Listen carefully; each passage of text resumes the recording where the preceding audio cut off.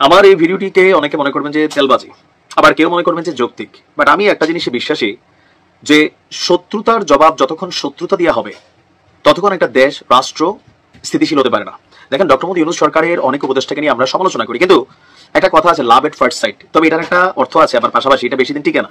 মানে এক দেখা যায় ভালোবাসা হয়, এটা বেশিক্ষণ টিকে না বা বেশি দিন থাকে না, কিন্তু আস্তে আস্তে একটা মানুষকে দেখতে দেখতে, শুনতে শুনতে, বুঝতে বুঝতে তখন যে ভালোবাসা বা ভালো লাগাটা তৈরি হয় সেটা দীর্ঘদিন টিকে যায়। কথা বলছি স্বরাষ্ট্র উপদেষ্টাকে নিয়ে। আমি বাংলাদেশের যতগুলো উপদেষ্টা আছে এই মুহূর্তে, আমি দেখুন একদম সাদামাটা, একদম লোকাল ল্যাঙ্গুয়েজ, আবে হালায় আমগো তুমগো কয়ালছেন, মানে পুরান ঢাকার যে ট্রেডিশনটা, এটার ম্যাক্সিমামই তিনি ধারণ করেন। তো কেন আজকে হঠাৎ করে স্বরাষ্ট্র উপদেষ্টাকে নিয়ে আমার এই ভিডিওটা? দুইটা রিজনে।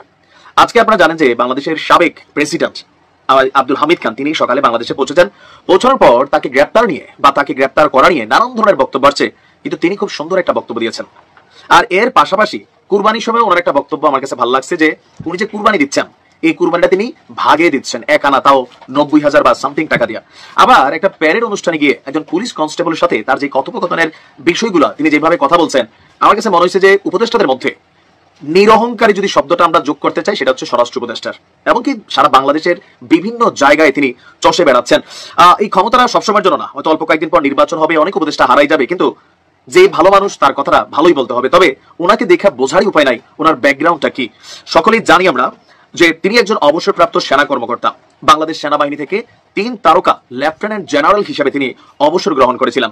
ইভেন ভারতের বর্ডার সিকিউরিটি ফোর্সের সাথে সংঘর্ষের সময় বাংলাদেশ রাইফেলসে, মানে বর্তমান বিজিবির তিনি প্রধানও ছিলেন। আর তার ব্যক্তি জীবনে আমরা এখানে লম্বা চূড়া সফর দেখছি। জন্ম হচ্ছেন মুন্সিগঞ্জের, ওই যে একটু ভাষাই এলাকার আছেই। আর সন্তান, 2 সন্তানের জনক, প্রাক্তন শিক্ষার্থী, বাংলাদেশ মিলিটারি একাডেমি আর বাংলাদেশ সেনাবাহিনীর সাবেক প্রিন্সিপাল স্টাফ অফিসারও ছিলেন, এবং একসময় তাকে কোয়ার্টার মাস্টার জেনারেল পদেও উন্নীত করা হয়।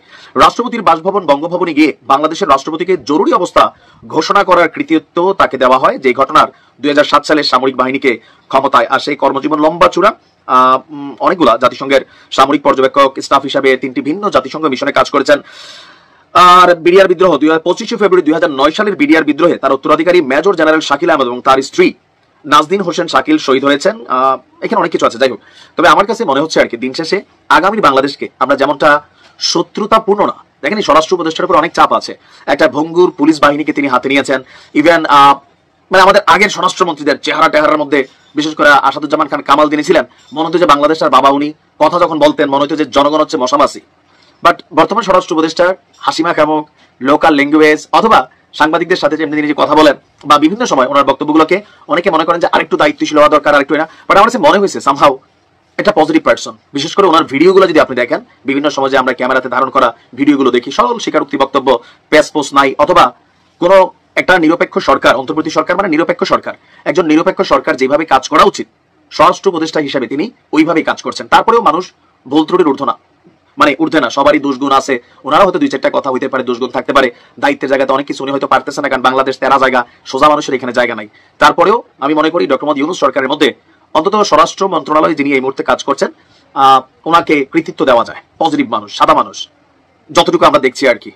তো ভালো থাকুন, আসসালামু আলাইকুম।